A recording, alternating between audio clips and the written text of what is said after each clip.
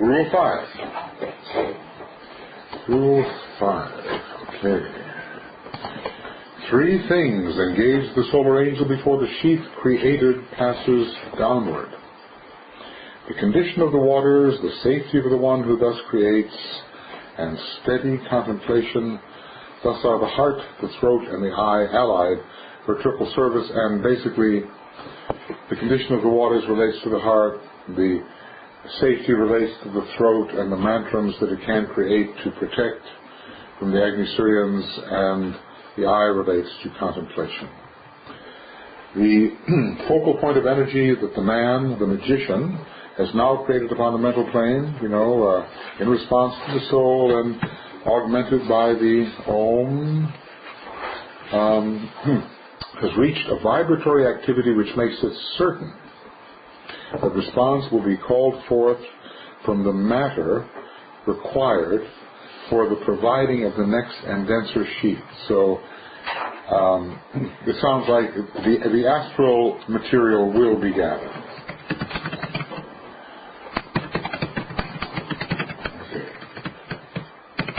This vibration will result in an aggregation of a different type of divine life substance around the central nucleus of the thought form.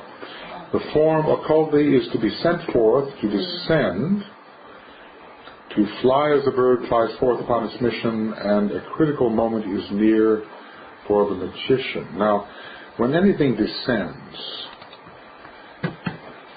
obviously we're not really talking about up and down here. We're talking about a lowering of frequency. Or we're talking about engagement. Let's see if I get this correctly. Now, why is this not working? Okay. I got to get it before I forget. So we're talking about engagement with a level of substance energy which has a lower frequency. Oh, it's an externalizing process. Yeah, descent is retardation of frequency. That's what descent really is. Sorry. To fly as a bird flies forth on its mission, that's the thought form, and a critical moment is near for the magician because we've got, these are very dangerous devas we're going to deal with on the astral plane. We're still on the mental plane, however.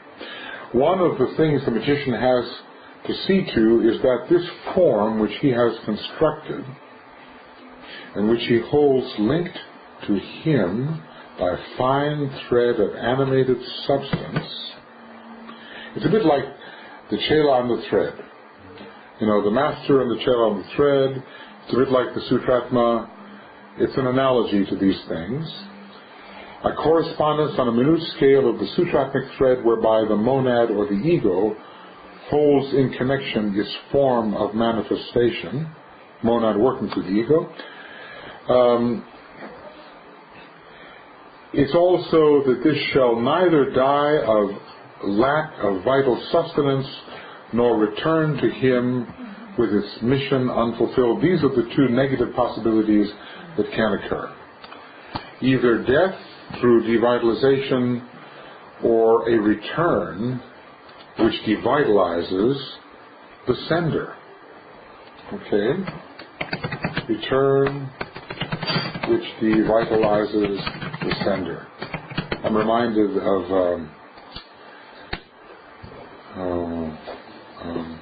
Robert Browning, and who was the poetess that married him? Elizabeth Barrett Browning. So, the father, kind of an eatable, some sort of psychologically incestuous situation, and he wasn't very happy about their elopement, so he worked for reconciliation and sent many letters like this, but then the package of all of them was returned with not one open, not one. It had to have been a devitalizing experience, For who is this? Elizabeth Barrett sent letters to her father after her elopement with Robert Browning, the famous, who's now considered to be a master, by the way, Robert Browning. at least by Dr. Baker. And Alice Bailey held him in the highest regard too. So he's probably one of the English masters, really. Yeah. Anyway, you refused the communication. He totally cut her off after she eloped. It was not exactly the way we treat things in the present day, is it? And when did that happen? In the 1860s, somewhere in there. Somewhere in there. Yeah.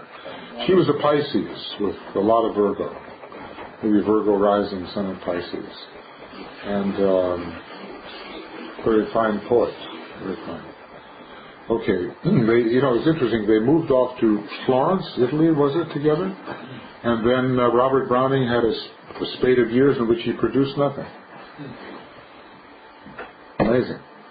Then she died and he started writing again. I don't know. Okay. When this latter catastrophe is the case, the thought form becomes a menace to the magician, and he becomes the prey of that which he has created.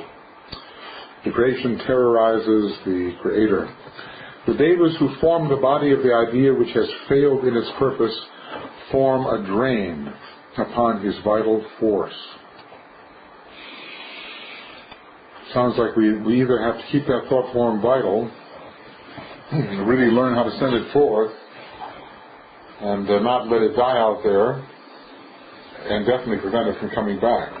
He therefore sees to it that the motive or desire lying back of the idea, now clothed with its first sheath, retains its pristine purity. Now, why is he doing this? Apparently, this will prevent its returning. This is one of the things he has to do to prevent its returning. Okay. One factor to prevent its returning. That no trace of selfish intent, no perversion of the initial purpose or note of the solar angel has been permitted to bring in an unworthy vibration. So, to do this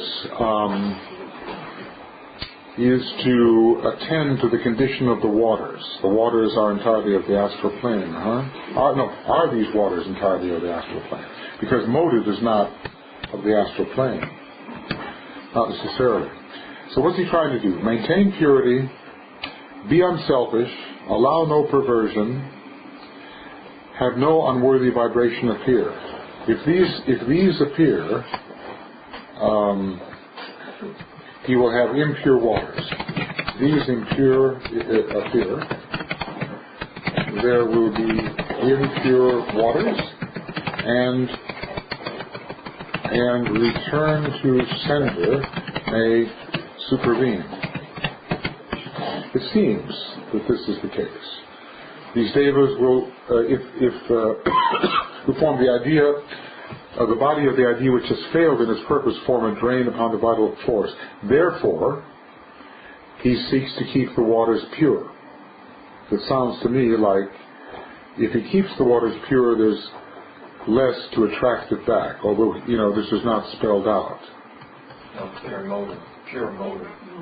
Mm-hmm. Non-selfish. A selfish motive will attract the thought form back to ourselves. Mm-hmm. Well, that makes sense. I think that, let's put that in there. Selfish motive, yes, okay. Let's just say, because after all, it's us, isn't it? Selfish motive attracts the thought form back to sender. Because the emphasis has been on the self all along.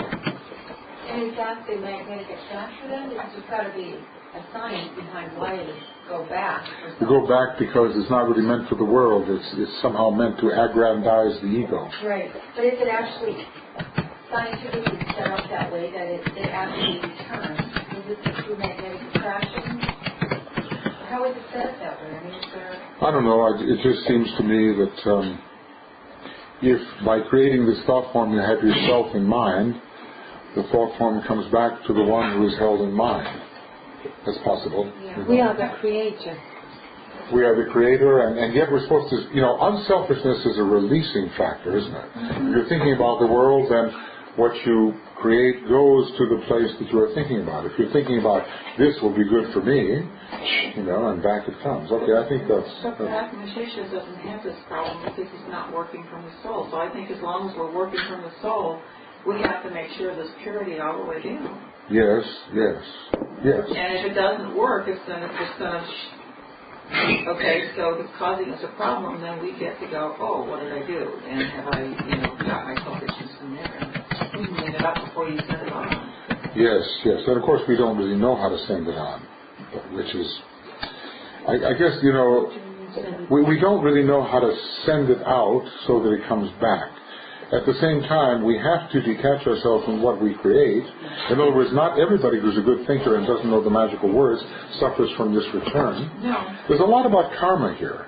The whole idea of return to sender. In other words, if ego exists, then karma exists.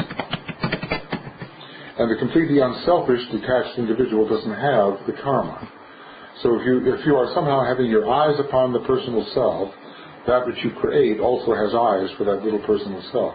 It comes back. And then maybe that's dangerous. It doesn't sink in, it pops back automatically. Yeah.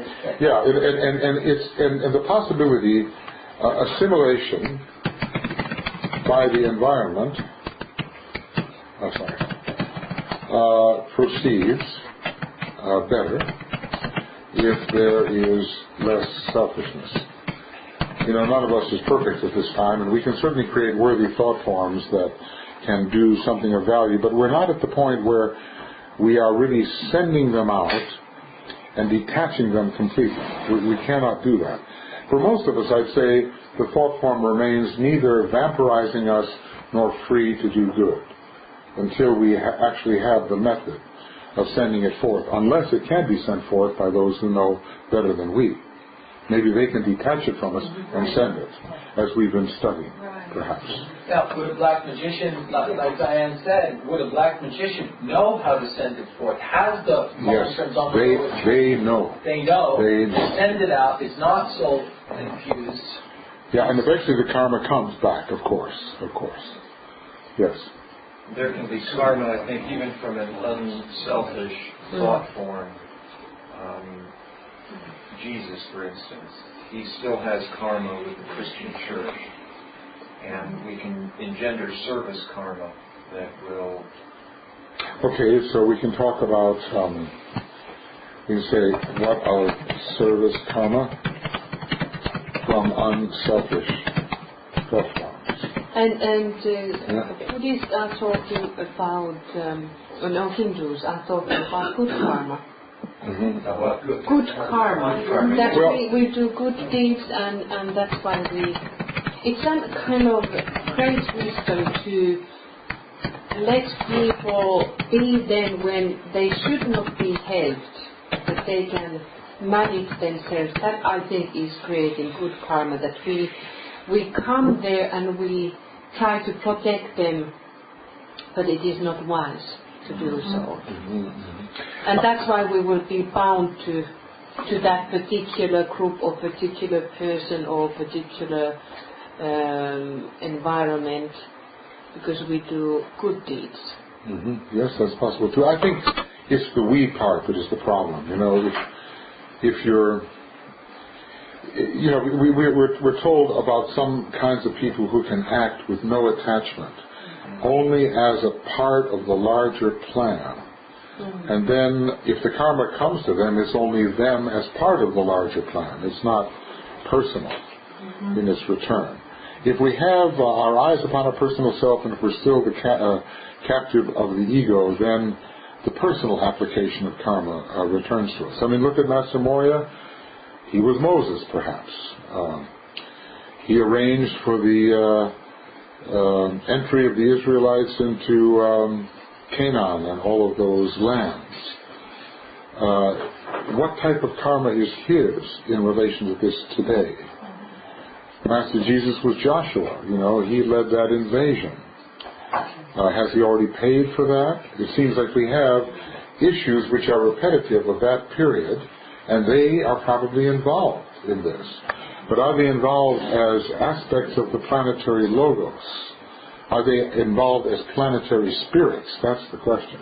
As Chohans, who are in fact now part and parcel of the planetary logos. Are they in a way handling planetary karma rather than personal karma?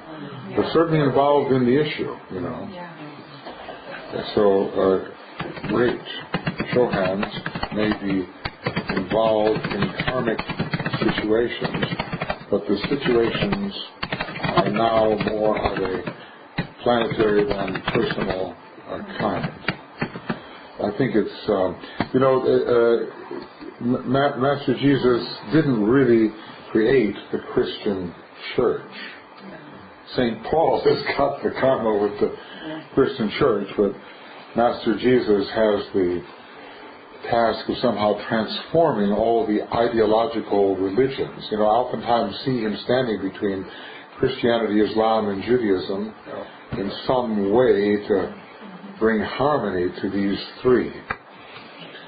But I think his karma is of an older nature and helped to instigate the great battle between Judaism and Islam that's operating today. And so did Master M, I think. As for St. Paul, he's right in the thick of it. But maybe his method will be to dissipate the usefulness of outworn religions through the demonstrations of science. So that would be one way of dissipating their grip on human ignorance.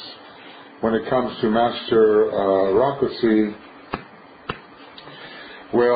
I feel that he was somehow the master of all the third-ray magic that you can possibly, product of the previous solar system. Actually, Solomon was too. Moria was too, a great magician. And the so-called architect of King Solomon's temple was Master R. So he was deeply involved. I don't know if he was Hebrew at that time or whether he was from another people.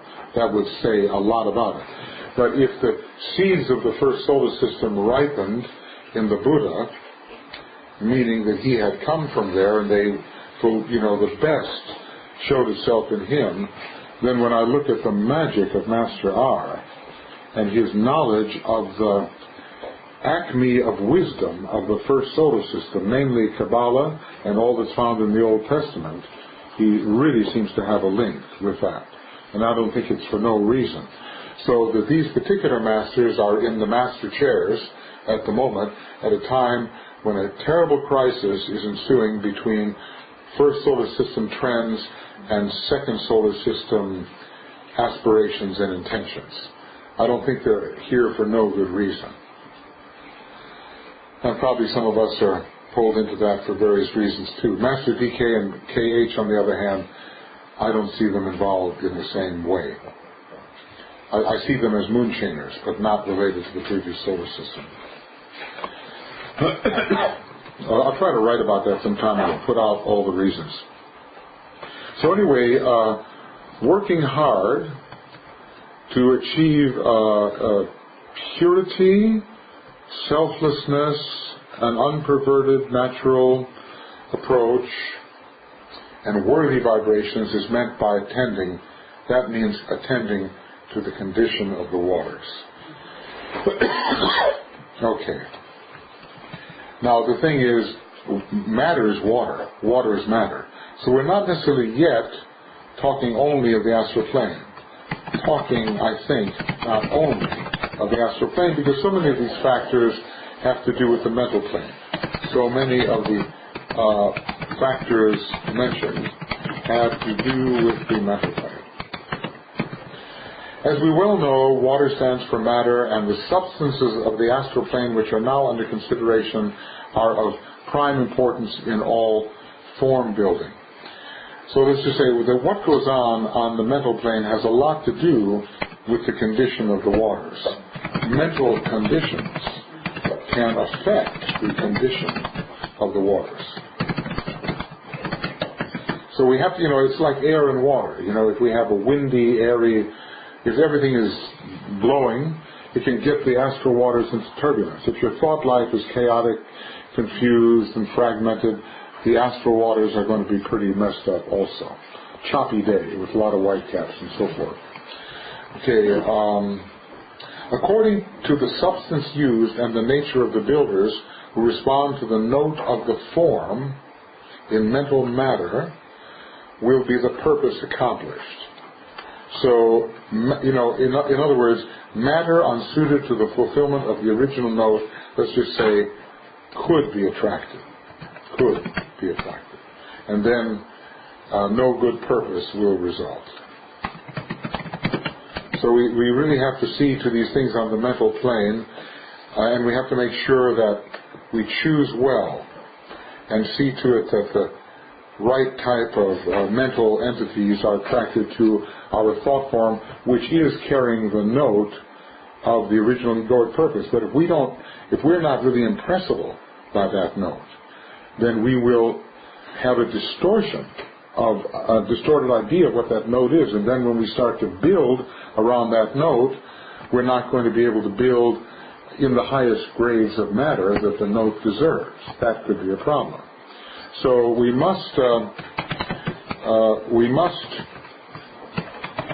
allow for good impression so that we can build in those substances of the mental plane which are suited to the egoic note. In other words, it may be a great egoic idea, but we're not yet in a pure enough condition or clear enough condition to really build in response to it. So that's why we have to, as you were saying, give a little time for that impression to make itself fully known. We have to translate it clearly. Yeah. Which means without personal bias. Sure. And our habit nature wants to respond immediately to what's come down. Oh, it's that. Go. So, but if one allows the full impression to be made, perhaps, and uses Saturn to keep our habit nature in restraint, then maybe a better impression will be made, and then when we reinforce it, we'll be reinforcing something worthy of the original intention. Lucille makes exactly that point, along with some other practical points about the creative process, and just a couple on the two stages that we've touched on. One, the fact that when we begin to create a thought form that has been soul-inspired, we are automatically building a form out of substance that has a built-in conflict, a resistance to that. And we have to expect to encounter resistance in the process. And we will attract within our own mental body forms which are both supportive and oppositional to that. And we have to be, if we understand that, then we are so easily discouraged when that happens, because it's inevitable. The other point was exactly the one you were just making, that the tendency is to go quickly once we have the idea into activity. But it's essential that we brood over and build a powerful, what's called a power potential, on the mental plane before proceeding with it. Otherwise, we're just diluting the whole process. Okay, it's good points. And then on the astral plane, as it descends into the astral plane, that same oppositional dynamic is encountered as well. And we have to maintain the alignment with the intent. Just because we've moved into the astral atoms, we don't become astrally polarized ourselves, but we remain mentally polarized and holding the alignment with the intent of the original impulse. Yeah. She was Aries. Aries? She's Aries sun. April 4th. I come forth from the plane of mind and rule, and when I look at her very closely, I see there's either Leo or Scorpio. I mean, I don't think her time of birth is given, but I've been trying to rectify her chart a little bit. And she has, the Aries thing about building from the initial impulse, I think is definitely there. Of course, the pioneering part. But we need the rising sign. I have her chart. you know, it kind of, oh, here's Scorpio. See, the moon just went into Scorpio. This is interesting. Okay, you know. Let's see if I have it. Lucile.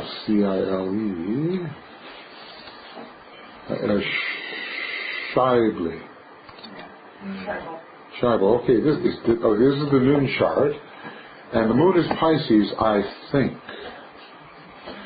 Which, you know, it could be Aquarius, of course, but this is a link with the seventh ray planet.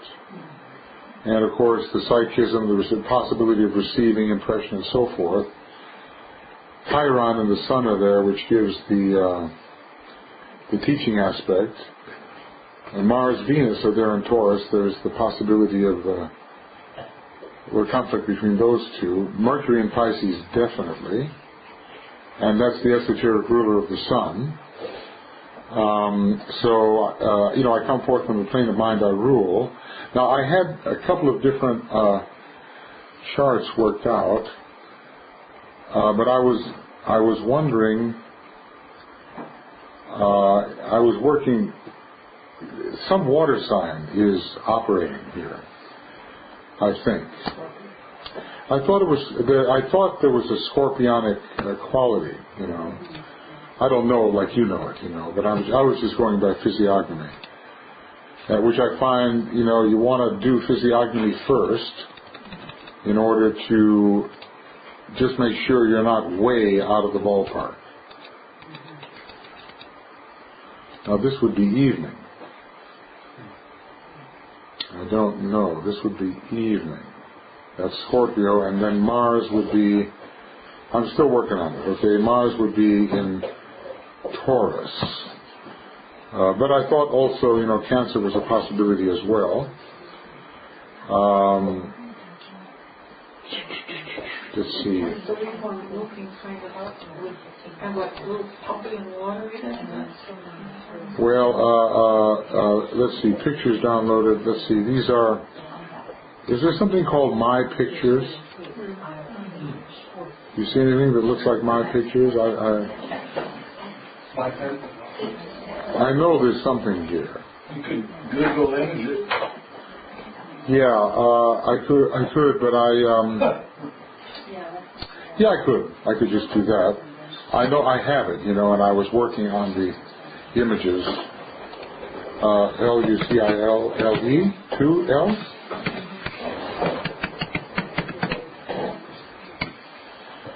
And then images and yeah, okay. This is the thing that made me.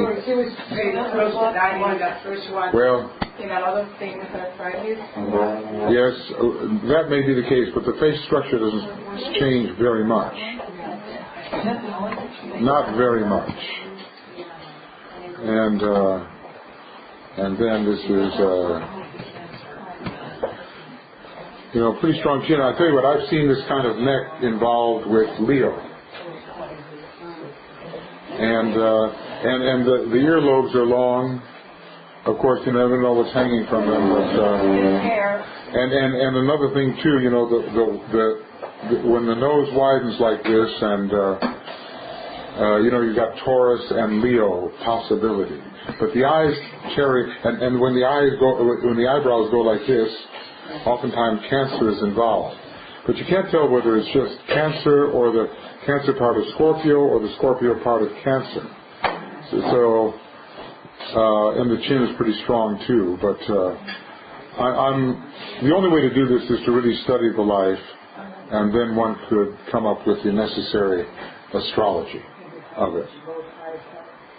But I'm recognizing, you know, some of the Cancerian qualities are there, and I just have to study right under here to see if there's a line or not. I know all of this seems very materialistic, but from another point of view, the inner Davic forces build in a certain way, and they build in that way over and over again. Of course, it's very fluid, and they all mix and blend their building techniques, but the end result is a very strong mixture of precisely those signs and planets which have been available. But that's why you have impression, you see a person and you think, my God, looks so familiar, and yet you don't know him, but there's something in his feature that is just so reminiscent of another. Yes. You know, and it's like a type, you see there. There are types. We're being repeated over and again. We're one being, but constantly according to what the building energies are available, we are all being formed in a very plastic way, given what's available. Almost anyone you can turn to, you can just identify 5 or 10 features in their face which are correlating repeatedly with certain indications. Iteration, yeah. I mean, when you're dealing with curly hair and so forth, it's oftentimes a Taurus thing, when, the electric hair, the Virgo and the Aquarius and that kind of thing, so... the dimple in the chin, the dimples here. Anyway, don't let me digress. Onward. That's another course in itself. A whole other course. Yes, again. Well, it'd be fun to do. Yeah, it'd be fun to do. We've got. We're working on a book on that. We've got a lot of famous people, and some infamous people, and some not so famous people. By the way, I'd like to take pictures of most of you.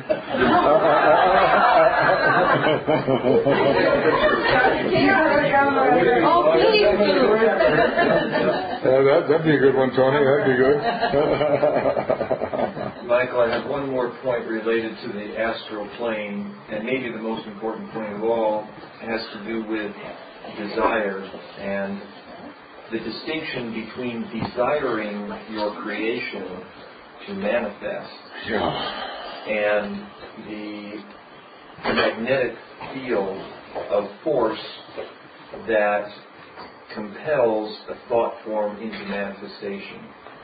That the desire is the form's, the intense own desire to manifest, that we feed it with our emotional astral energy, but it's not desire we're feeding.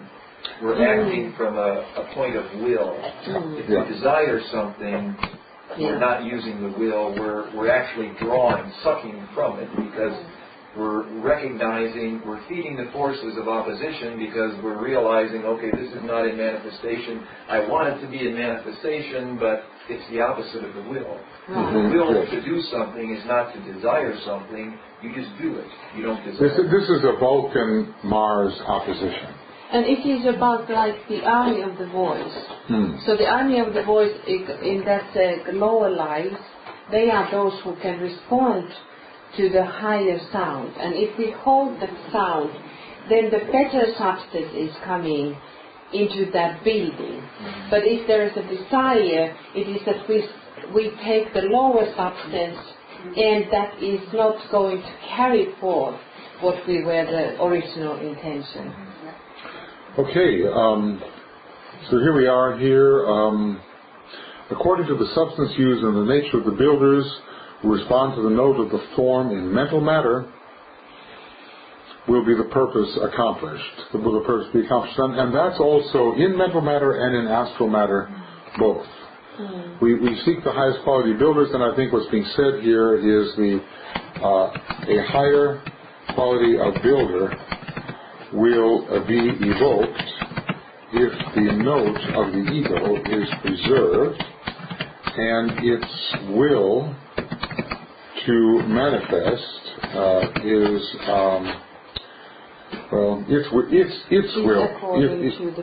its will to manifest is sustained.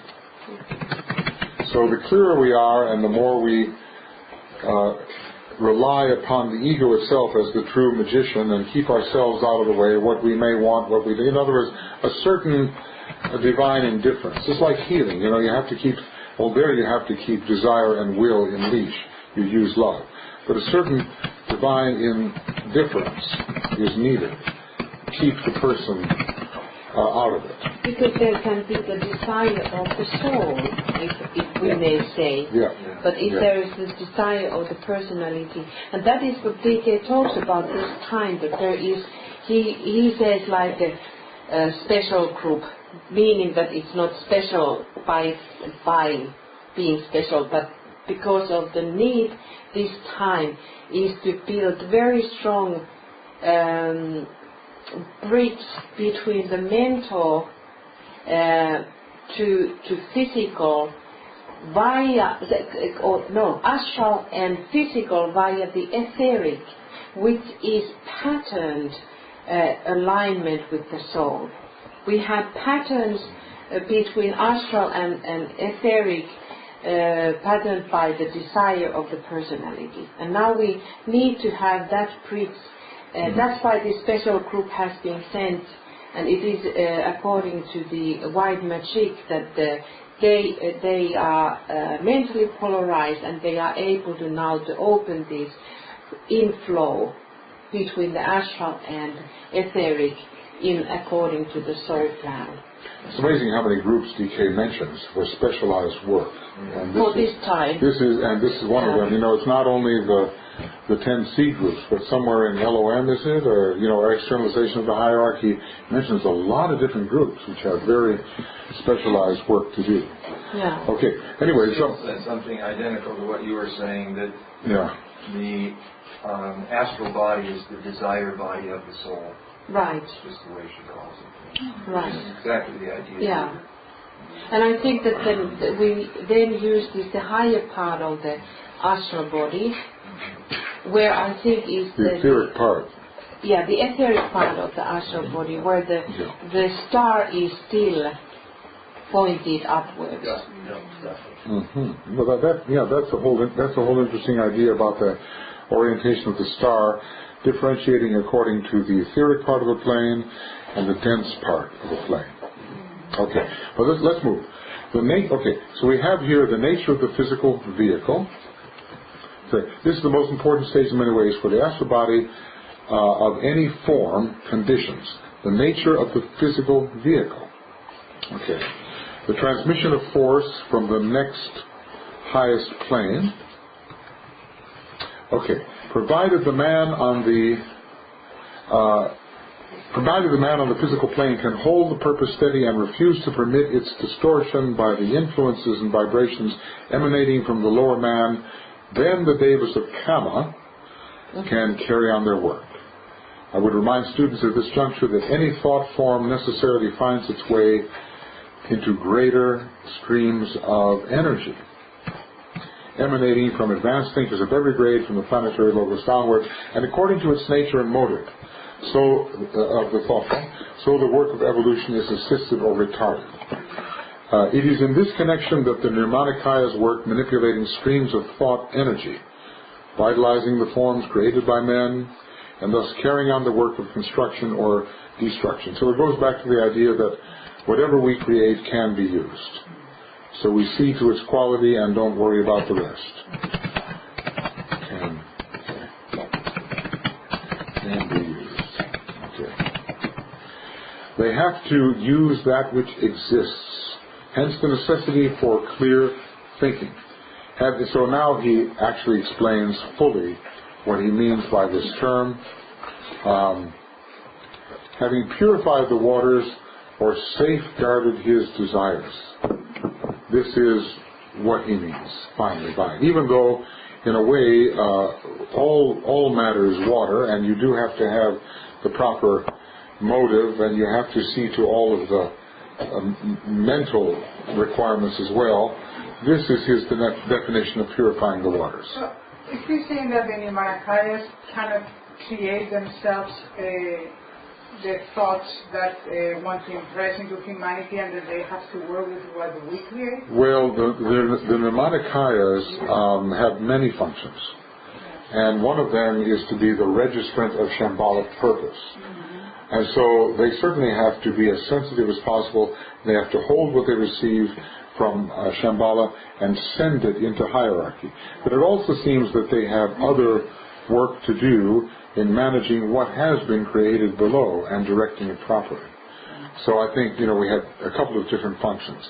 We're not saying that they can't create anything, but they are very Devic in a way. Their responsibility is to register properly, rather than to necessarily create themselves. So is it that they're registering up the purpose of Shambhala, and manipulating, also registering what is down? Yes, and manipulating it. Try to kind of guide it properly, in line with the purpose that they're registering. Yeah. Mm-hmm. Okay. All right. They have to use. He might as well have said they have perforce to use that which exists. Just like every master does. Masters are oftentimes using the third best. That's what we're told. That's what Alice Bailey says. I've always felt I was second or third best, but I had to be used. That's what she said. Well, I guess she really felt it, you know. To use that which exists, hence the necessity for clear thinking. Having purified the waters or safeguarded his desires, the thinker next proceeds with the use of certain words which are imparted to him by the solar angel, and here we are going to find that one petal and the throat center are in use. So now we've seen to the purification of the waters. Okay, now let's just review how it is one safeguards one's desires and purifies the waters. What's involved up here? Do we remember? You don't desire for the separated self. Yeah, that's the big one. You don't desire for the separated self. Let's see, what did he say particularly? Seeing to the condemned. Okay, this is what you do. And we said it before, no selfishness, much purity, no perversion, no unworthiness, all of this, no egotism. We could make a list of many no's. Okay, a list of many no's to purify, to speak to the condition of the waters. I.e. yamas. Of many yamas, I see what you mean. Restraints, i.e. yamas. Okay, fine. Restraints. Okay. However, let's just say we should not forget in this Kama monastic world, that the condition of the mind affects the condition of the waters. If you're filled with all kinds of selfish thoughts, then the waters are going to be in an impure condition. The magnetism will be centering around yourself rather than outgoing in the form of love and right relationship. Okay, so let's just go on, because time rushes on here. Okay, so let's see. Now, the thinker next proceeds through the use of certain words which are imparted to him by the solar angel, and I want to just put in here, and certain petals and chakras, to protect himself from the devas of elemental nature. That's a very composite phrase. Usually there are devas and elementals, but he talks about devas of elemental nature, and generally he means here lower unconscious devas. Okay, lower and unconscious devas, with which he is purposing to work. On the mental plane, the nature and vibration of the solar angel proved sufficient protection. I guess whenever you're in the magic business, you need protection because your vehicles could become undone in some way. You could become the prey of David forces. But the solar angel, let's just say, was close enough. He explains this, was close enough to protect. Because scientists work much more group-oriented than do religionists, because they are closer to the soul. I.e., the mental plane is closer to the soul than the astral plane is where the religionists work. So when we work in the mind, it's not so dangerous, and besides, our mind is not so powerful. In our particular solar system, it's the astral devas and Lord Varuna who are the powerful ones. So we have really a force here to deal with. But he is now purposing or proposing to work with the most dangerous elementals and existences in the three worlds. And someone said, well, okay, Blavatsky said it was the sylphs or the air devas who were the most wicked, but that was on the dense physical plane, not in all the three worlds.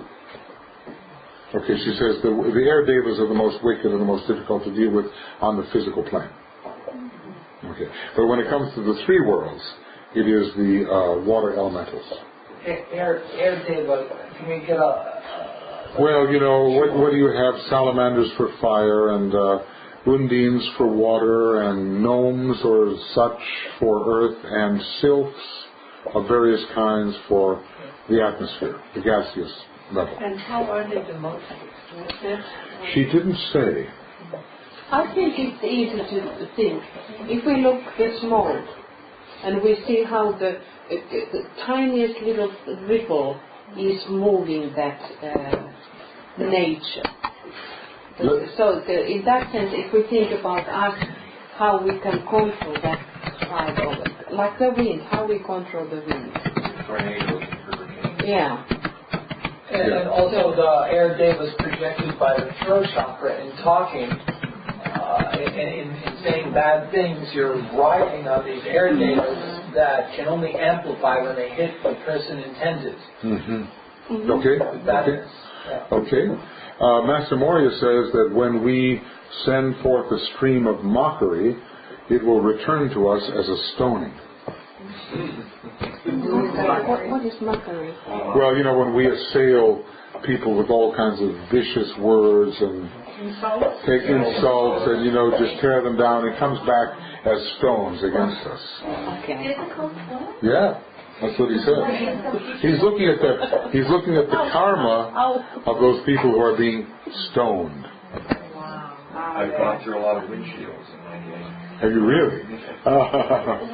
Whoa. How about seatbelts? Was that before the seatbelt thing? No, I'm not. I've used them up. I hit a stone. Okay. Metaphorically. Oh, I see. Okay. So you're saying if there's any possibility? Yeah. These protective formulas are sounded forth by the thinker in conjunction with the solar angel. Now, in this case, the thinker here is in the three worlds. In conjunction with the solar angel, at the moment the thought form is ready to receive its astral sheath. Ready to receive, it doesn't exactly sound like plunging into the astral, it sounds like magnetic work is operative.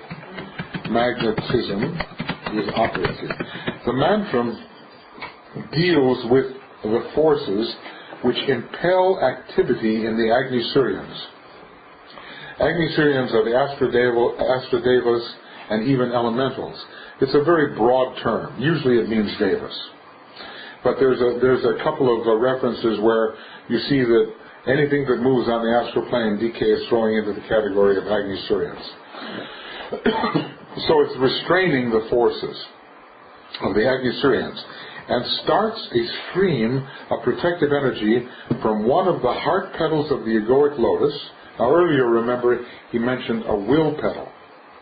I forget where that will petal went. There was a will petal that, what did it do? Initiated that first impulse. Okay, but did we say where else it went? Contrast this with the will petal used by the ego, or by the solar angel, according to its ability and prerogative. I forget where it, because here we have a lineup between one of the heart petals, the throat center, and this stream of energy. And I forget where the will petal, could it be just that the whole magical process started with the use of a particular will petal? I seem to remember that according, but regarding the will petal, but it's, will petal. Regarding the will petals, according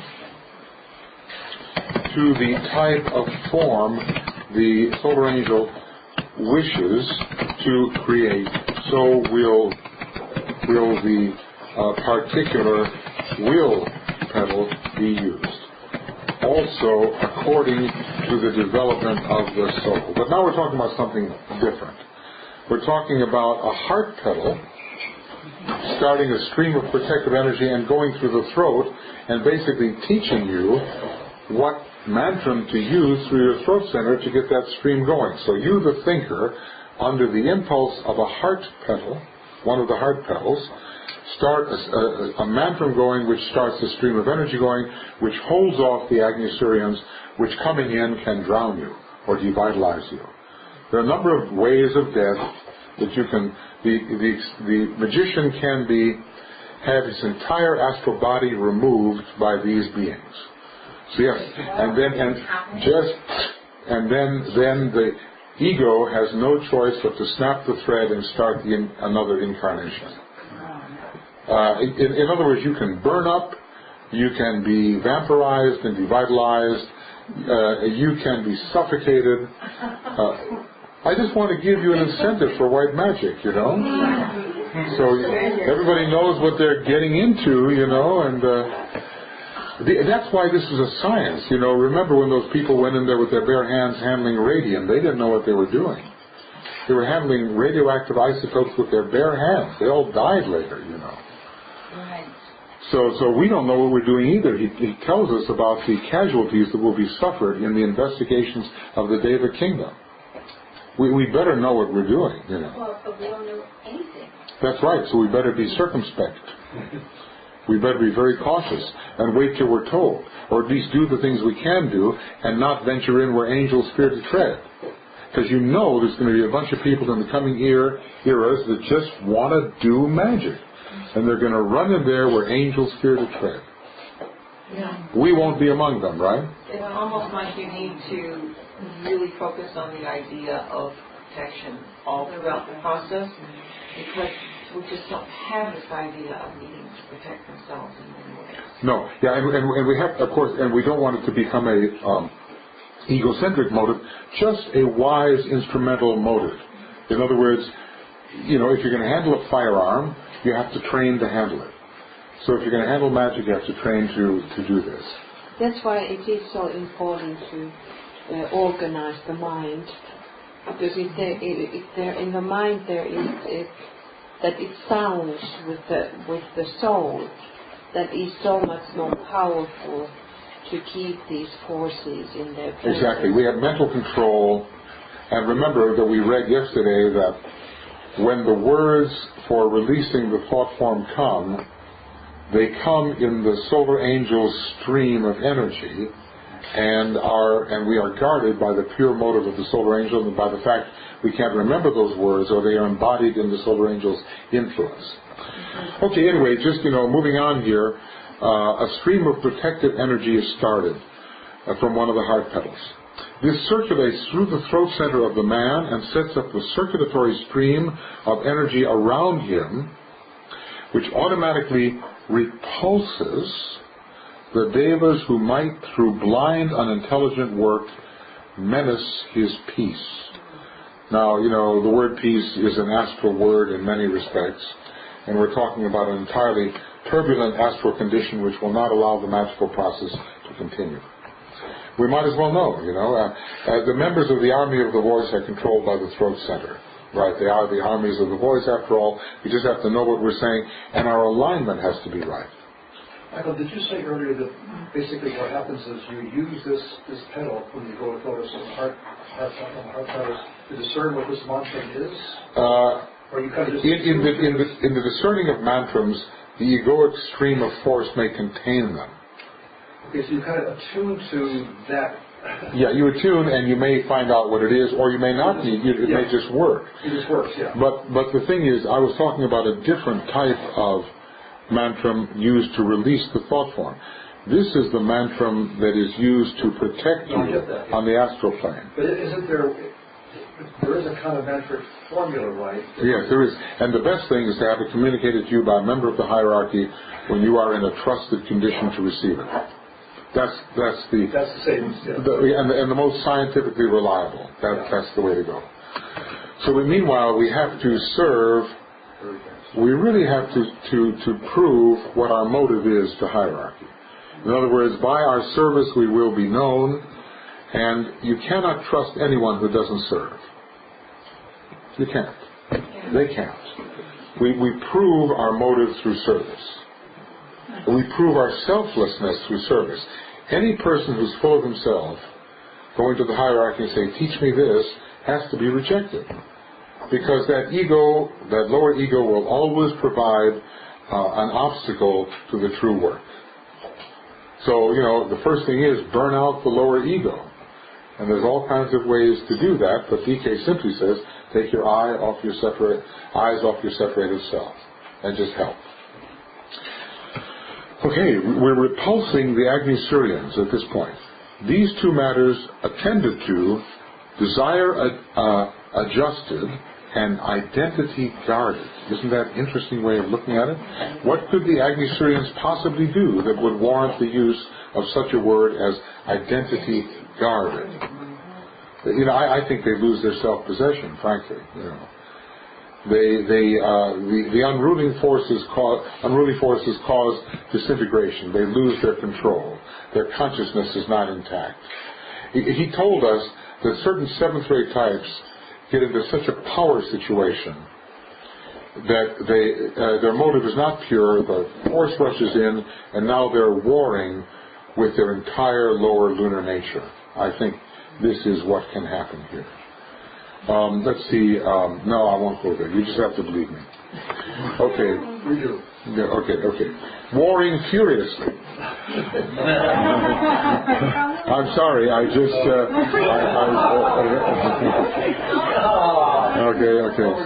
Overtime. Time out. Okay. There's only one. Okay.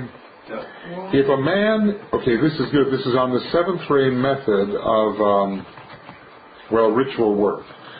I seek to bring the two together, and the plan is in my hands, and how shall I work, and all that. And the alignment. Alignment comes. Alignment, crisis, light, integration, blah, blah, blah. Integration, revelation, integration. The moment that this alignment is achieved, now this is the seventh ray soul, okay? The moment this alignment is achieved, then let the disciple remember that it will mean a tremendous inflow of power, of energy, from both the aligned points, from both directions, converging upon him. He aligns below, he aligns above. The subterranean forces rise, the heavenly forces descend. Inflow of power of energy from both aligned points, both directions, converging upon him as he stands in the midway place. Ponder deeply upon this truth, for it is this fact which always evokes a seventh-ray crisis. It will be obvious what this crisis is. Would you know? I wouldn't.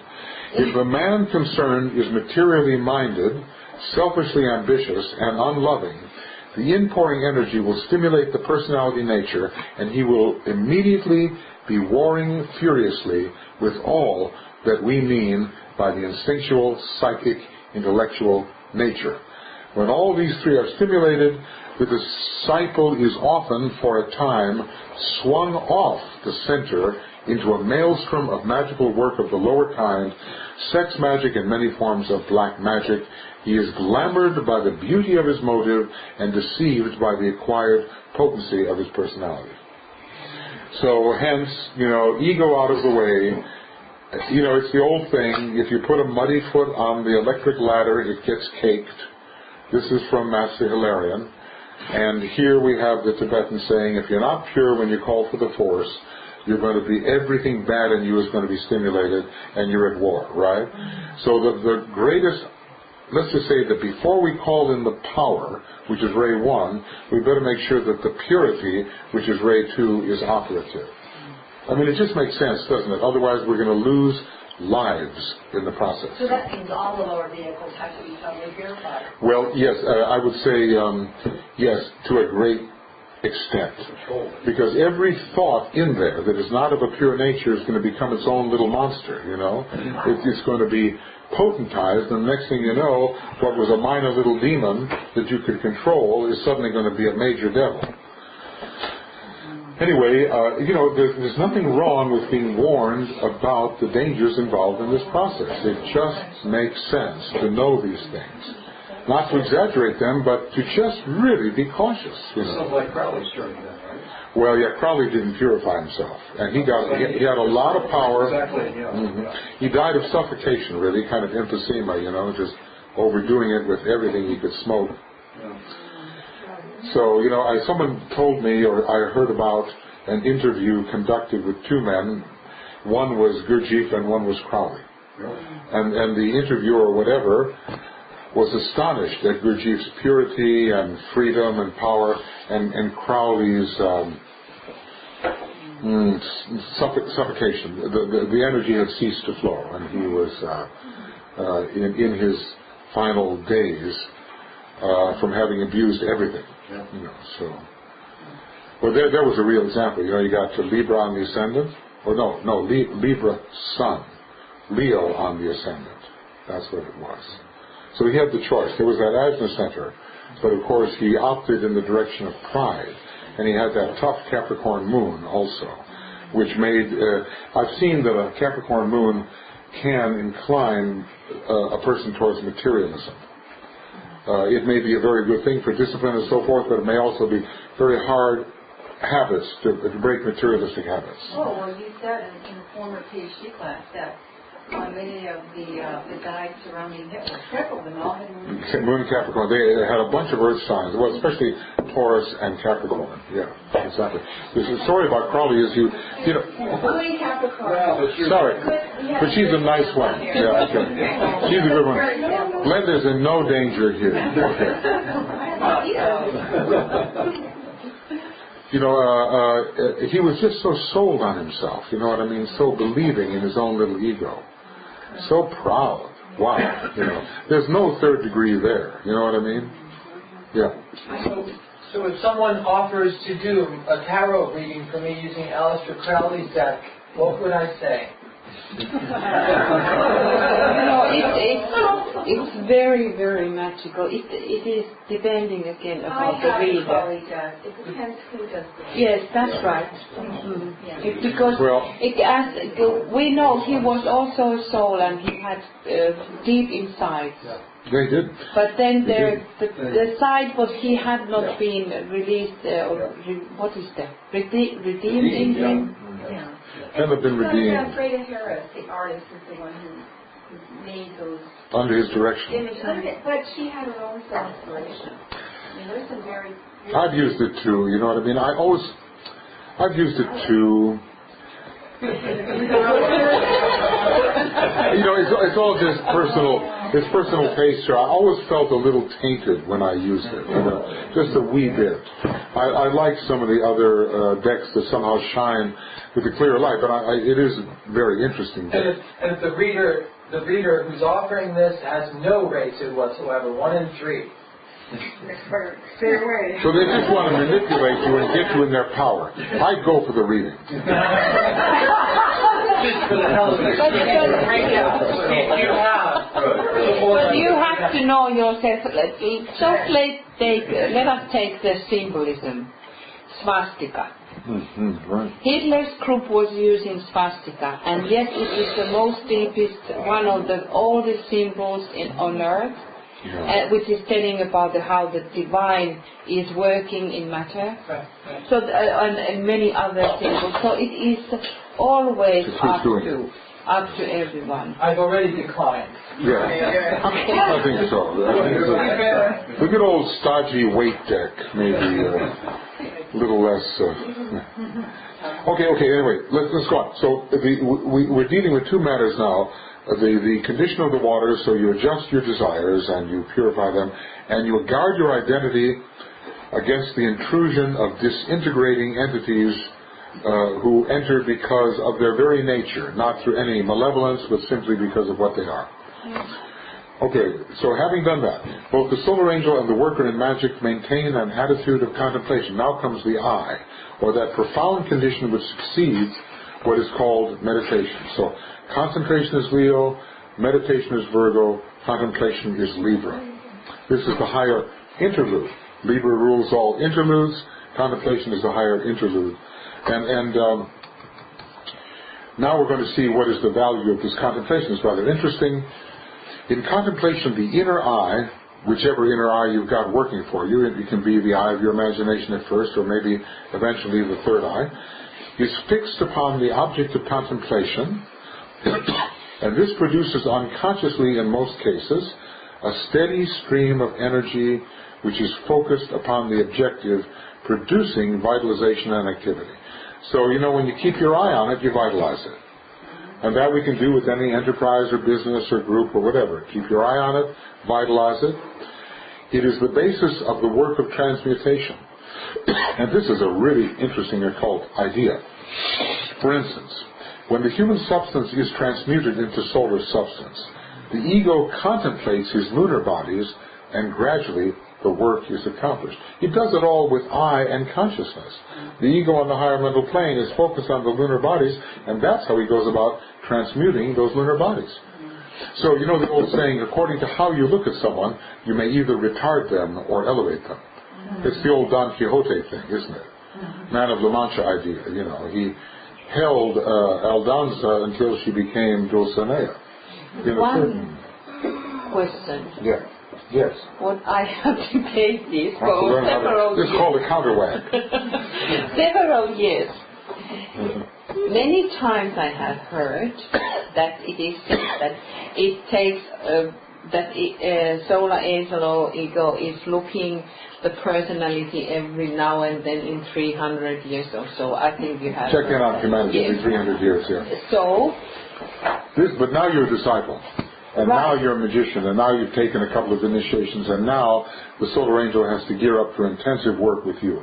Because I remember how we were talking in Denmark, and then it was... You remember too much. Because it irritated me so much, and I was battling in my mind that I cannot understand. Because then we were talking about that the aspirants also are in that category, and I thought it has to be a primitive person who is looked after in so huge span of time. And now you are what opinion? The cycles of interest, or those periods in which the masters pay close attention to the quality aspect of mankind, are also being speeded up. The gauging process will take place now every 300 years instead of every 1,000 years, as has been the case. But this is all of humanity as what has been the case until 1575 AD. Does 1575 look like an interesting date to you? Yeah. What is it? Or the 100-year cycle. Well, it is. But it's more. Okay, it is all that too, but remember, when did the second ray come into incarnation? 1575.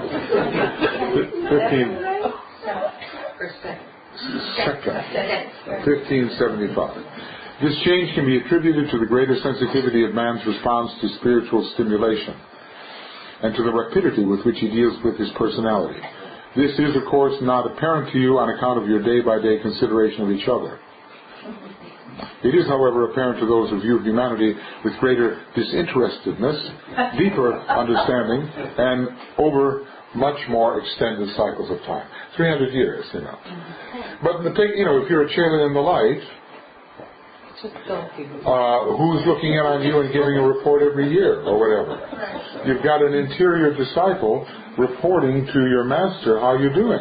If that would be true, think about this evolution at the moment on planet. In 1 year and 5 years, we have been leaping like earlier several hundred years. So that's why I don't believe in this. There are many people who have an interview with DK coming. I have made mental note of all the disagreements that people have, and I think they're going to be taken to the woodshed. It's okay. I get the feeling all the masters have been called in to watch all this go down, and they're all sitting here watching it very closely. Yeah, and because it is also the time of the forerunners. I cannot believe that they have been just left there then. And then after 300 years they will look, oh my goodness. I think it is speeding up, you know what I mean? Okay, just a little more, please. So the ego contemplates. In other words, if you want to vitalize, then contemplate. Vitalize the object of contemplation through contemplation. So, ego does this with the personality, and you might do this with your thought form, right? When his reflection man has reached a point in evolution where he can meditate and contemplate, the work is more rapidly accelerated. In other words, it's not only the ego contemplating you, you can help too. And transmutation proceeds with rapidity, particularly on the physical plane, maybe more so than on the astral or mental. In the work of thought form building, the man in contemplation pursues the work of energizing and vitalizing, strengthening the... Remember all these words about, and now the form is strong enough to ensure that the work can go forward on the mental plane or on the astral plane.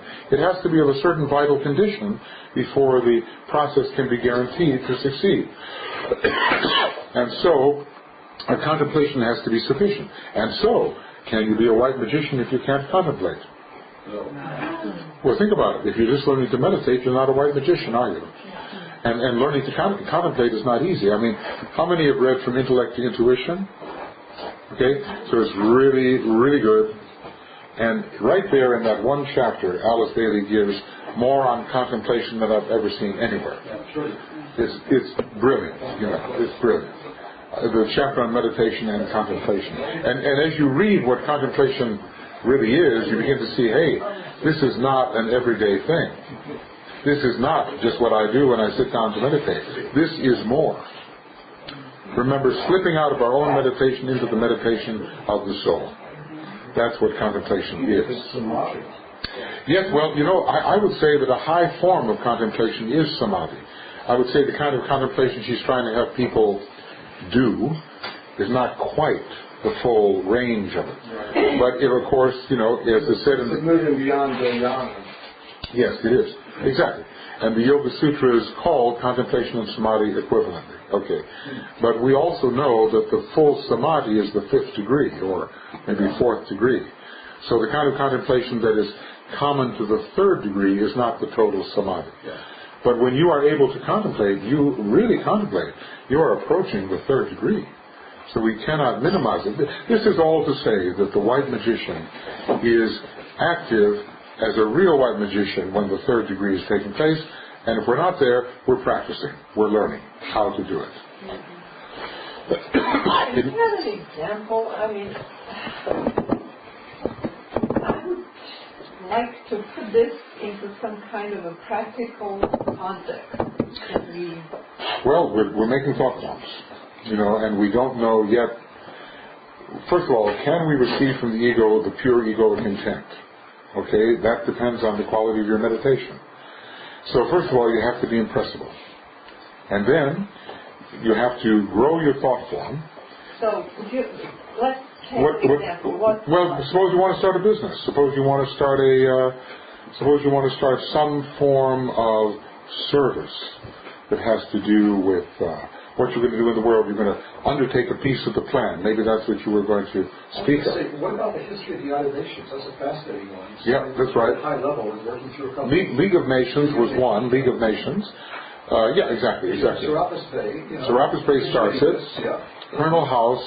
Picks it up. He is a disciple related to him. Yeah. Apparently a 6th-grade disciple. Picks it up. Then Woodrow Wilson, the aspirant, gets it, brings it out to humanity. It is formed accordingly. But that is more a chain of command, you know. We're talking about the magician. Well, maybe Serapis Bey sent it forth that way. Well, I'm wondering exactly how we got this thing going. Exactly. Maybe he didn't talk to Colonel House about it, right? But she wanted to know on an individual basis. Yeah, more like how this one. Well, what does the group say? But you said, suppose you want to start a business or you want to undertake a piece of the plan.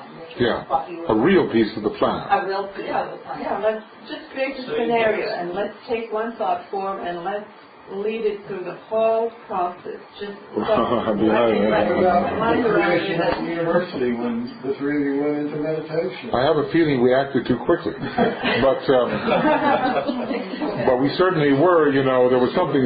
It was the harmonic convergence. There certainly was something in the air. We all got together in meditation around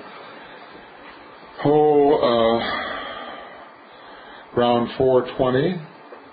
By 4:22, the idea had come through in fullness. By 4:25, we were at the computer establishing the fact that it existed. It was the Aries approach, of course. But there was a very, very strong impression about starting a spiritual university. And we didn't really, brood upon the whole structure of it. We wanted to anchor the idea at the moment that it really hit. And then later we returned to it, fleshing it out, coming back to the idea. I don't know if we strengthened it with the Om the way we should have, but we certainly revisited the idea constantly. And it began to grow in the mind. Then we began to say, well, this is a great idea. We want to do something about it. So in our own way, it descended onto the astral plane and we became terribly motivated about doing this. And then we began to carry it out to other people and put it into action by calling people together, animating them, motivating them. We were still working on the astral plane. And then we took the steps to actually, invite the people there in physical presence to make the thing a reality. Now, of course, we made many mistakes along the way, and I probably was the chief mistake maker, but the idea was so strong that it has persisted. And there has been a lot of vitalizing power that has come through other people who have been inspired by the idea, and they have provided their substance to keep it going, namely time, money, effort, and all the rest of it. So, and the loop still continues. We still, what was this meant to be? What is this meant to be? How can this be still pure in form? We keep on revisiting the initial impulse, which turns out to be nothing but DK's impulse in Letters on Occult Meditation. But how can we adapt it? So we keep on revisiting the purity of the form, the quality of our aspiration and motivation, and the resources available to it. At no time, I think, did we ever send this forth with magical words per se. It's sent forth over the telephone and over the computer, and it's out there. And we could say that in a way it is operating by itself at this point. It certainly hasn't stayed in our aura, if you know what I mean. It's not sitting there vampirizing the senders because we got it out there so fast, and it was fairly selfless. There was nothing in there about, making us anything. It was just carrying out DK's wish. So it never came back to us as a vampirizing form. And, there are people here that are on the board of the USR, and they're participating in it right now, sustaining it and developing it over the years. We have not... People here that were on the original board. Exactly. Yes. Neighborhood walks. That's right. See, some of you all came back despite my behavior. All right. But, okay, true, it's not the exact model. But then again, we can't give the exact model because we don't know the releasing words. We only know that we might brood longer on it. We might make it much clearer than it was when it went forth. Maybe it went forth prematurely. There were 8 fire signs in the sky at the time this made its impression. Know what I mean? So it really went out there quickly. But you're an Aries. Yeah, you know how it goes. And Dorothy, she's very quick, and Marianne will support that kind of thing. So she has a lot of Aries in her chart. So we thought it was just a great idea. We went with it. But maybe if we had really followed the magical process, we would have fleshed it out internally further, fully, And then maybe we would have followed certain occult methods. But I think when it came to the astral plane, I think we did the right thing. Our motives were pure, I think. And even though our technique was not necessarily wise at all times, our motives were pure.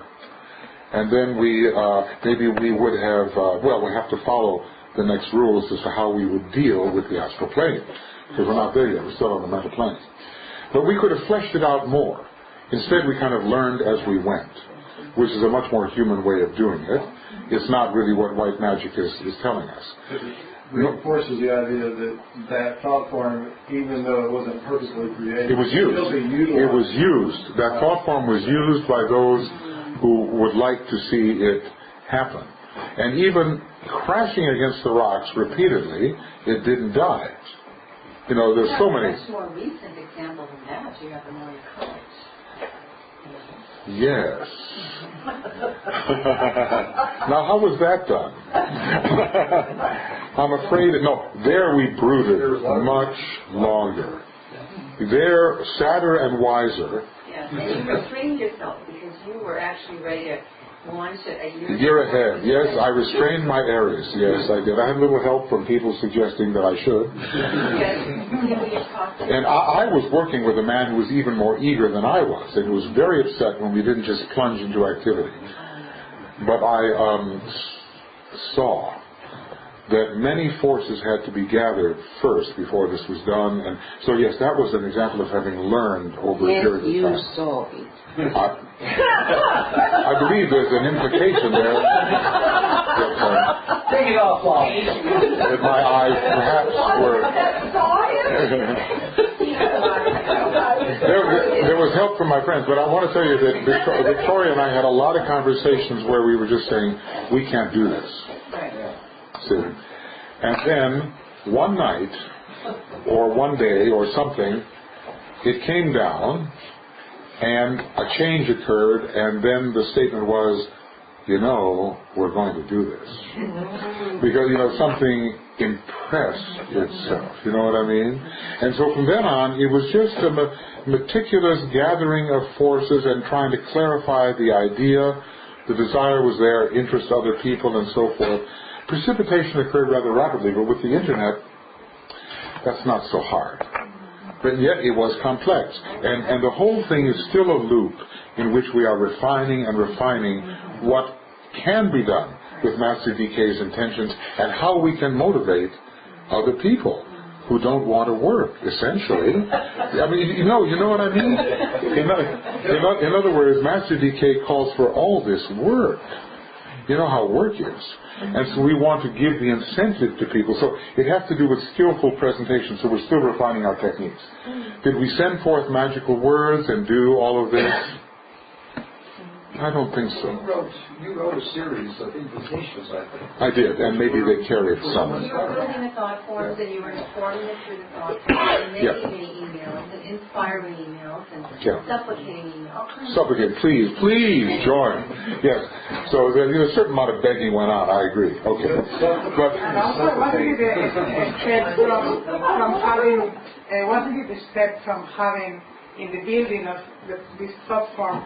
From having it in physical form to the moment where it hit that it wasn't going to be in physical form, but the Internet. And well, we never thought about making it in physical form this time. It was always going to be an Internet idea, but we did definitely hesitate to actually go with it because of so many, because of just a lot of negativity from many people. You can't do this. Repeatedly said, you can't do this, And even at the last USR conference, I got hit by about 10 powerful people telling me that you can't do this. Of course, that always inspires me. What reason would they say? These are, people won't be interested. We've done this before. They won't want to work. Well, they were right. Okay, but they want to work face to face. Yeah, with a computer. Yeah, exactly. You can't sustain this. But basically, we've done this. Well, they haven't done 3% of this, And it is the new things, new wings, and right. This is the same old. This is old. Old decay, old master decay, An old way.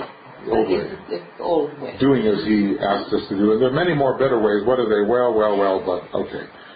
Don't do the old way. So anyway, and no one will want to participate, and right away we found out that a lot of people wanted to participate. They really wanted to participate. Our faculty is almost bigger than our student body. Of course,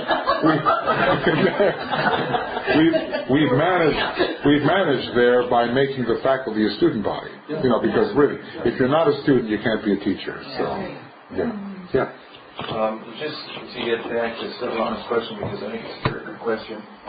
I think one way to simply look at the process is that the divine plan is manifesting itself, and it does that through the soul, and that all of us are, to one degree or another, in touch with our soul, and it's the soul itself that initiates this process.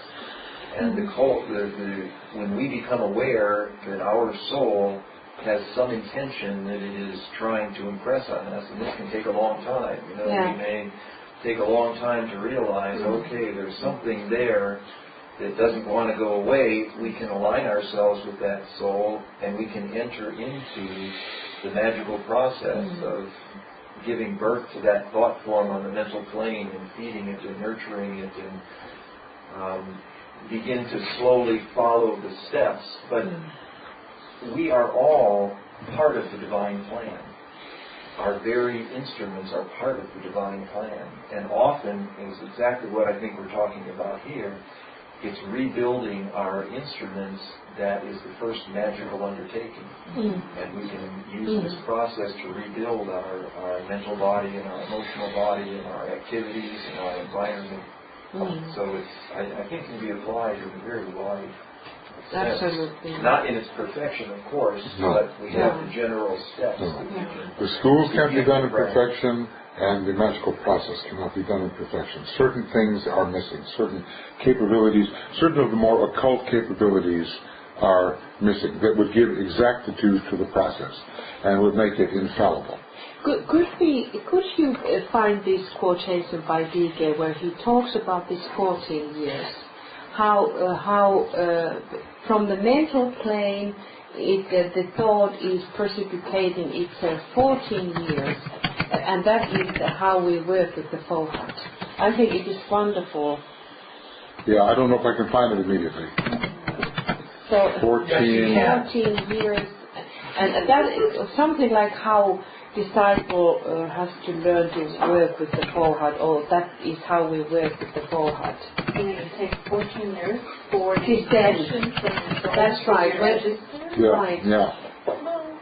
Because that is the magical process. Then it is really anchored here on the physical plane, and that's why if you think about these impulses and inspirations, and in how many groups after 3 years group is gone, because they cannot. What Lynn was saying earlier, it is this thing that in substance itself is the counter force, and we have to just stay there, that this soul can work through all of these sub-lanes. And think about now, it is 2000 was Shambhala impact. So now we are in totally different thing on this planet. It's at the time of the forerunners and the Shambhala impact. So things are only now coming into something in several years. Maybe from 2000 to 2014 is some very concrete things what we are going to see, what disciples should or would have been making. This thing about the 14 years I haven't heard it before, so are you saying in all the creative process that's a long period of time? I've never heard this is from mental plane. This is what he says, is the one I can find. When a man starts out to follow the path of occult meditation, it takes well nigh 14 years to rebuild the subtle bodies and incidentally the physical. All through that period it is not safe to tamper with the unknown. For only the very strong, refined physical body, the controlled, stable, and equilibrized emotional body, equalized, and the properly striated mentally body can enter into the subtler planes and literally work with fohat, for that is what the occult does. Okay. Yeah, but that's not exactly for the magical, for the creative process. Well, it's recreating yourself. Recreating yourself. But it is the same way, because the one who really brings forth something is rebuilding oneself, and that is how also it.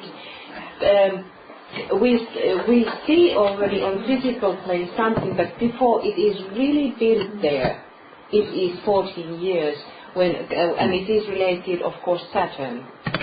This whole process. Well, I think what I'm understanding there is that it does take 14 years to rebuild our instrument so that it can become a good instrument to perform the magical process.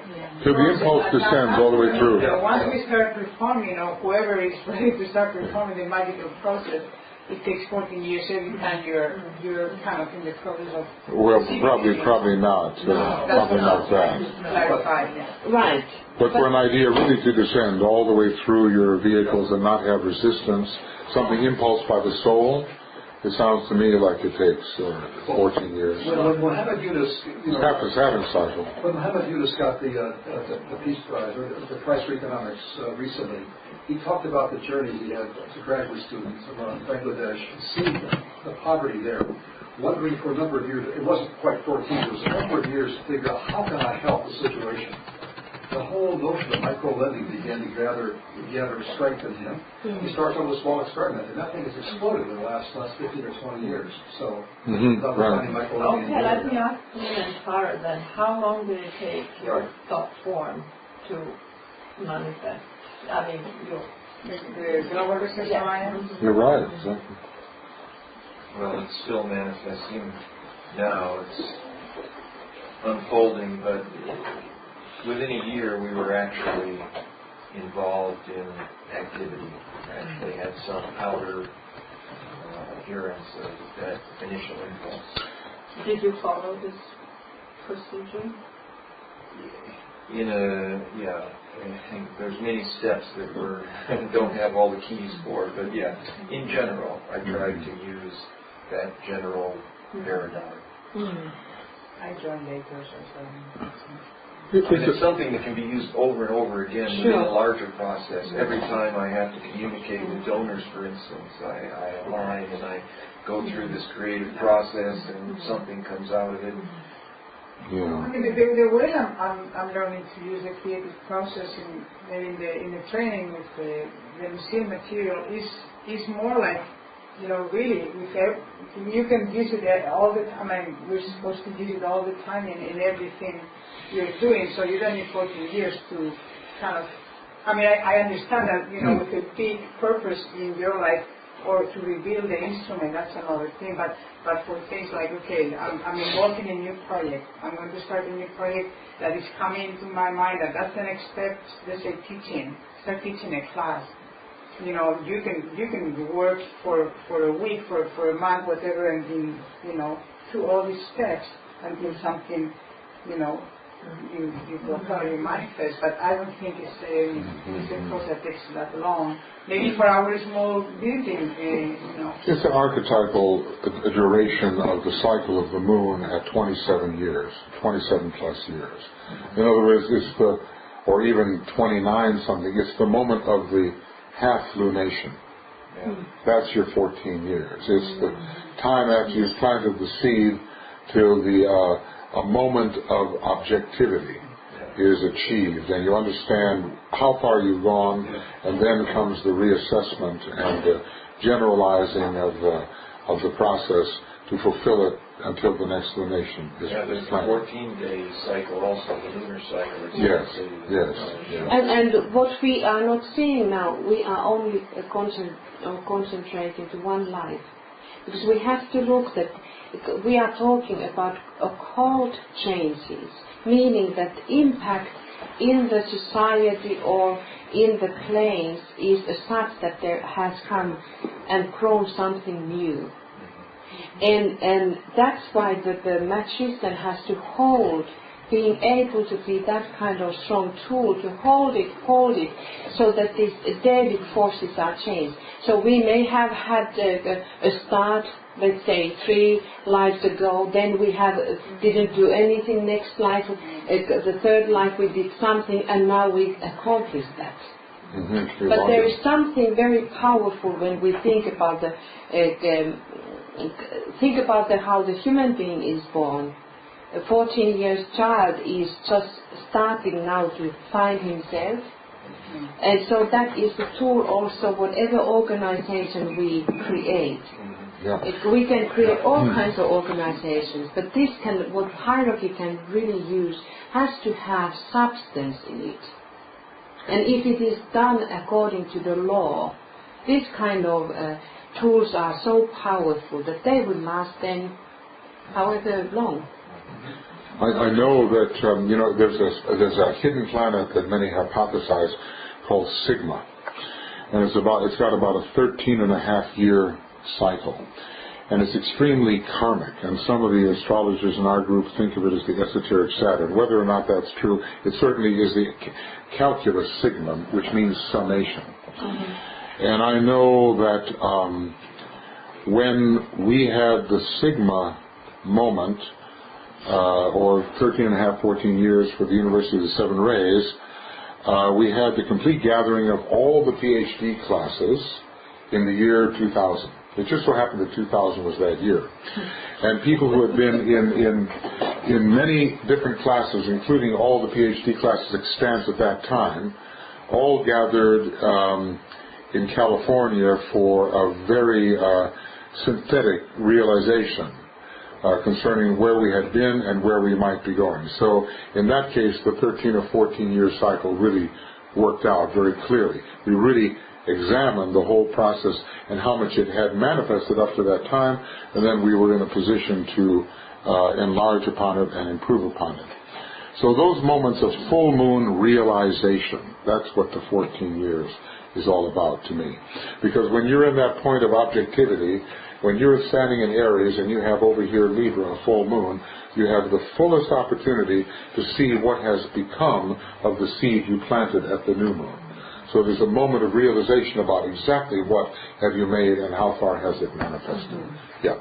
Okay, I'll tell you what, we are at the point we cannot, we're very close to the end of this section, but I'm not going to, well, we're very close. Let's do it. Let's do it. We're just very close. Let's do it. Overtime. Okay, well, maybe we're not that close. Anyway, I said no musician ever wants to lose control. Producing vitalization. Okay, the ego, we did that. The ego contemplates the lunar bodies. When his reflection man has reached a point of evolution where he can meditate, then cooperation comes. In the work of thought form building, the man in contemplation energizes and vitalizes. It might be said here that the eye is the great directing agency, and we have done our bit on the eye, right? When the third eye is used, which is the case in contemplation, you know, sometimes the sign Libra almost looks like that eye in the middle of the head looking out. It is the sun. It is the synthesizer and director of triple energy, the three energies that are going around it. Hence the powerful work performed by those in whom it is functioning. The third eye only begins to function when the third circle of egoic petals is beginning slowly to unfold, and that is the first initiation period. Okay. The students will study the effect of the human eye on the physical plane and then extend the concept to the work of the interior thinker. As he utilizes the third eye, they will get an interesting light upon the subject of thought control. And then the old commentary says, and this is it, when the eye is blind, the forms created revolve in circles and fulfill not the law. When the eye is open, force streams forth, direction is assured, fulfillment is certain, and the plans proceed under the law. The eye which is blue in color, the eye which sees not red, when open, produce that which is intended with great facility. And here we have the old Vulcan Mars thing. If you don't see red, then desire is no longer influencing how you see and how you direct. You are unbiased and you're using the will instead of desire. So it's a lower red we're talking about here. The eye of Shiva is blue, and it's in line with the purposes of this solar system. Because we're told that our solar logos is blue and his children are of his nature. We just read that. And that was the explanation of the blue eye. Okay. Okay, well, when we start tomorrow, we will continue this Rule 5. Maybe we will only get through the rules of the mental plane, but even that would be something. I don't really suppose we have time to say what we all gathered today, but we have gathered a lot. Can I just share one passage? I finally tracked down the will petals, I think. Okay. This is the second sentence of Rule 4 on 1002. The force used by the ego in the work of forcing a man to carry out his purpose has been dynamic will, and the pedal or energy center employed has been one of the will pedals. Is that what you mean? Yeah, that was it. Forcing the man to create. Carry out his purpose. Yeah, that's it. So the protective pedal. 1002. So when we said that the ego forces and drives and urges the man forward and is using a will pedal to do so. But when we're talking about protection, it's one of the heart pedals, or maybe the whole tier, I'm not sure, I can't remember, and the throat center. And then the stream, the protective stream is, well, this is, if I can just say, we're told by Master M that the best way to ward off obsession is through the opening of the heart center. So obviously, if these various devas are going to take you over because you're unprotected, the heart center is one of the great protective mechanisms for that. So maybe one day in another 100 years or so, or 200 years, we will know from the soul, we will recall from Atlantis, not preferred way, or we will be told directly by the hierarchy what words to use in releasing the thought form so it can work magically on its own and we can be protected as we continue the process of manifestation. All of that lies in the future. Let's just have the mantra of the new group of world servers.